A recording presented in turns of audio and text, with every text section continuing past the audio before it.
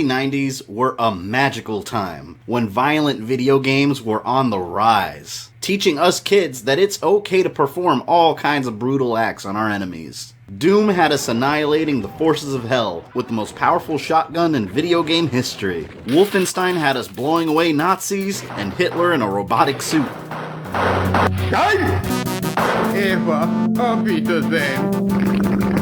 And the original Mortal Kombat had us ripping hearts out and punching enemies into a gory mess. Unless you were playing the Super Nintendo version where the blood was replaced by sweat. Parents were furious that kids were being exposed to these kind of games. I remember vividly my parents not liking me playing violent video games, but at the end of the day, they didn't know anything about video games, so they didn't really know what they were buying me, and I would just kind of stay quiet, because I knew if I didn't describe the game accurately that I would have it. And on top of that, I wasn't an insane person that would see a violent act in a movie or game and then go out in the real world and try to recreate it.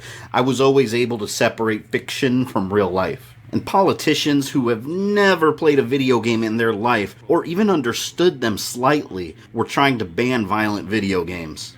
First, we have Mortal Kombat. Blood splatters from the contestants' heads.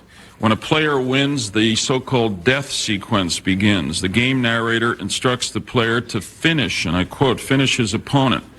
The player may then choose a method of murder, ranging from ripping a heart out to pulling off the head of the opponent with spinal cord attached.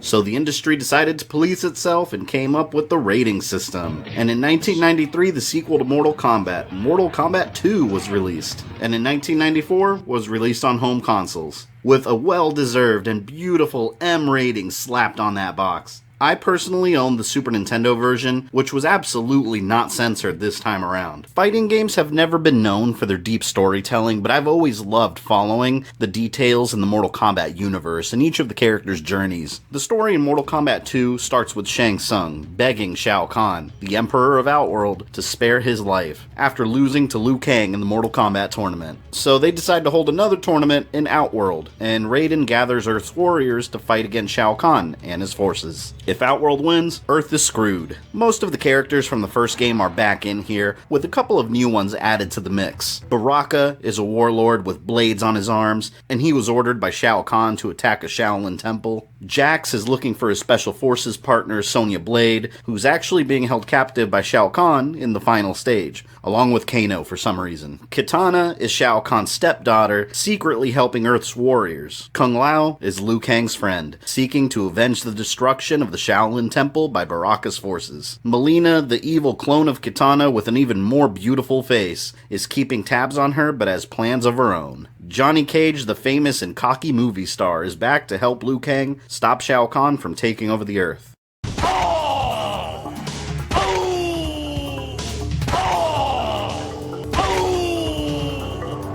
Finish him. Raiden, the God of Thunder, is back with his electric powers and Superman moves.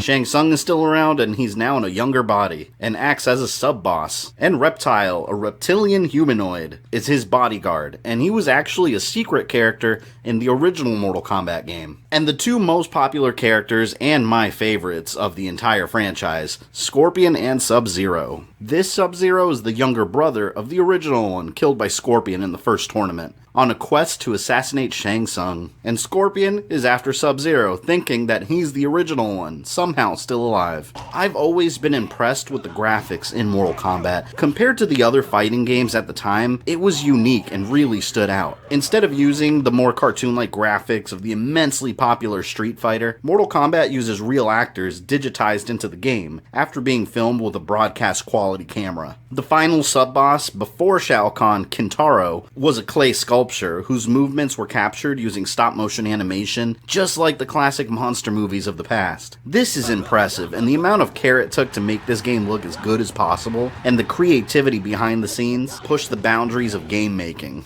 Mortal Kombat 2 takes everything that made the original one great and improves it drastically. Not only do we get more characters, each character now has 2 fatalities instead of just 1.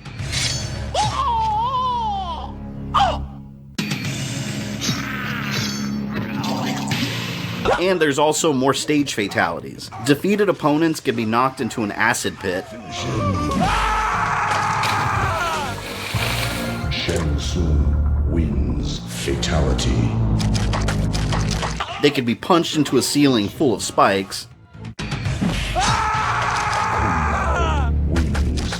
And of course, the pit makes its return in The Pit 2.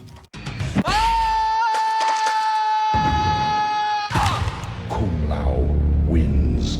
But for those gamers who can't handle blood and gore like little bitches, Mortal Kombat 2 also includes kid-friendly finishing moves called babalities, where you can transform your enemies into babies. Kitana wins. Babality. Or you can make up and perform a friendship, which are actually pretty hilarious. Johnny Cage whips out a photo of himself and autographs it. Shang Tsung forms a rainbow. Sub-Zero pulls out a doll of himself. These friendships are all ridiculous, and you could tell the developers were having a blast making them. And Mortal Kombat 2 is not an easy game by any means, especially when getting near the end. Enemies will start blocking everything you do, tossing you around like a ragdoll if you get too close, and physically knowing when you're jumping before you actually do it. And Kintaro causes insane amounts of damage with his fireball move, his stomping and slamming you everywhere. This dude was the bane of my existence as a child. He's so much worse than Goro from the first game.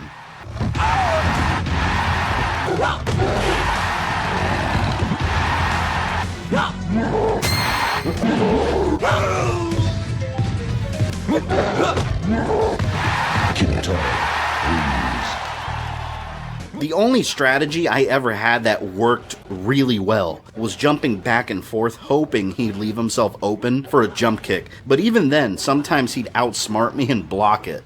But Kintaro is the Goomba from Super Mario Bros. Level 1-1, compared to the absolute horror of fighting Shao Kahn. There's no other way to say this. Shao Kahn will make you his bitch.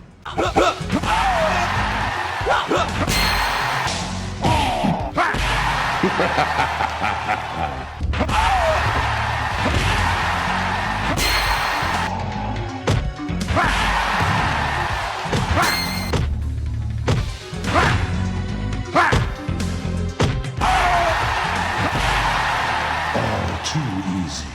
After spending a ton of time getting my ass kicked by Shao Kahn over and over, I found something that actually worked. With enough precision and patience, you can time your jumps to where you can jump over him and land a jump kick. He's gonna block it most of the time, but it'll slowly wear down his health, and every once in a while, you'll get lucky and get a hit in. It might take a couple tries to get it just right, but it's the only thing I found that allowed me to beat him. If you somehow manage to beat Shao Kahn, he just explodes in epic fashion. No.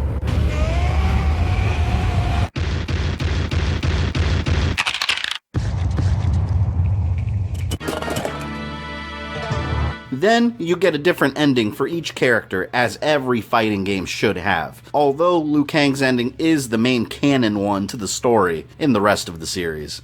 I've always found it fascinating how mysterious these Mortal Kombat games were. Us 90s kids would gather around the playground in school, spreading the latest rumors we've heard about secrets in the game, and would go digging through Nintendo Power magazines trying to find out the truth. There was no internet yet to ruin the mystery, and Mortal Kombat 2 was no exception to urban legends. There was this rumor that Kitana and Mileena had nudalities, or sexualities, where they would fight with no clothes on, and it was complete bullshit. But so many of us kids believed it, and would bullshit our friends claiming that we knew how to do it. There were so many false tales like that. Shang Tsung could morph into Kano and Goro. No, he couldn't. But the developers had fun with all these rumors, never dispelling them, and even later took ideas from them and made them official. This dude in the background of The Pit 2 wearing green pants was just a palette swap of Liu Kang. Fans came to know him as Hornbuckle. That name actually comes from a hint that Jade gives before the fight with her starts that says, "Hornbuckle who?" But this was just the developers messing around, referring to someone named Leanne Hornbuckle, who appeared in the credits of the game. Of course, fans took that name and applied it to this mysterious character. Years later in Mortal Kombat Shaolin Monks, Hornbuckle was added as a real character into Blaze's backstory, and appeared during the 5th quest given by Smoke. Blaze started out as this nameless burning man fighting Hornbuckle in the background of the pit too. Fans named him Torch. Later, Torch officially became Blaze as a secret character in Mortal Kombat Deadly Alliance, and then Blaze also served as the final boss in Mortal Kombat Armageddon.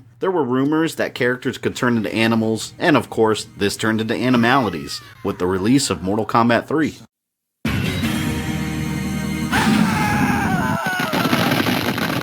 Jade wins. Animality. There was also a glitch that would unintentionally turn Kitana's suit red. This was dubbed by fans as a new character called Scarlet, who inspired 2011's Mortal Kombat's DLC character, Scarlet.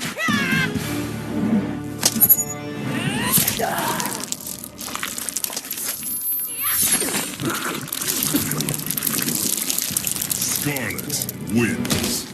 Fatality. Those trees in the living forest, you could supposedly throw your enemies into the trees' mouths. Well, you couldn't do that either. But it later became a stage fatality.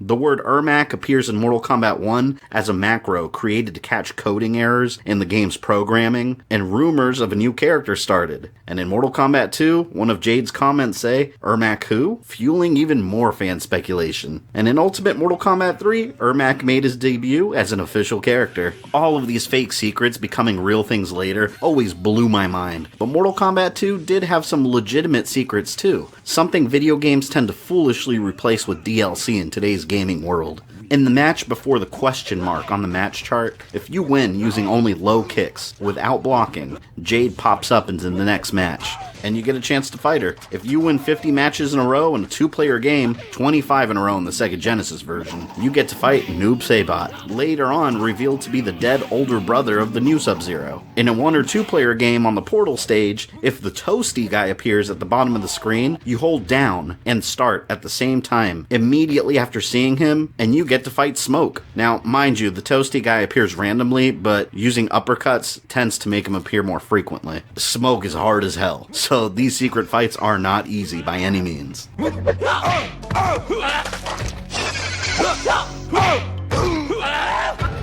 Smoke wins. Mortal Kombat 2 is a classic game that left a lasting legacy on the Mortal Kombat series. Besides all the crazy rumors that became true later, Shaolin Monks was a third-person action game based on the events of Mortal Kombat 2, and Mortal Kombat 2 was also released on a million different consoles at the time, and even as part of a collection in the modern generation of gaming. Now how about we end this review with what you guys really want? A fatality montage. Choose your destiny. Flawless victory.